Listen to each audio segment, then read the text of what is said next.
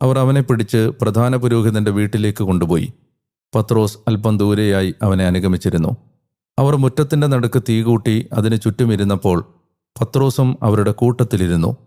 അവൻ തീവട്ടത്തിനരികെ ഇരിക്കുന്നത് കണ്ട ഒരു പരിചാരിക സൂക്ഷിച്ചു നോക്കിയിട്ട് പറഞ്ഞു, ഇവനും അവനോട് കൂടെയായിരുന്നു. അവനാകട്ടെ നിഷേധിച്ചുകൊണ്ട് പറഞ്ഞു, സ്ത്രീയെ, അവനെ ഞാൻ അറിയുകയില്ല. അല്പം കഴിഞ്ഞ് വേറൊരാൾ അവനെ കണ്ടിട്ട് പറഞ്ഞു, നീയും അവരിൽ ഒരുവനാണ്. അപ്പോൾ പത്രോസ് പറഞ്ഞു, മനുഷ്യ, ഞാനല്ല.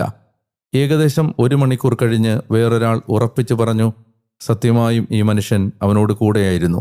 ഇവനും ഗലീലിക്കാരനാണല്ലോ. പത്രോസ് പറഞ്ഞു, മനുഷ്യ, നീ പറയുന്നത് എന്താണെന്ന് എനിക്കറിഞ്ഞുകൂടാ.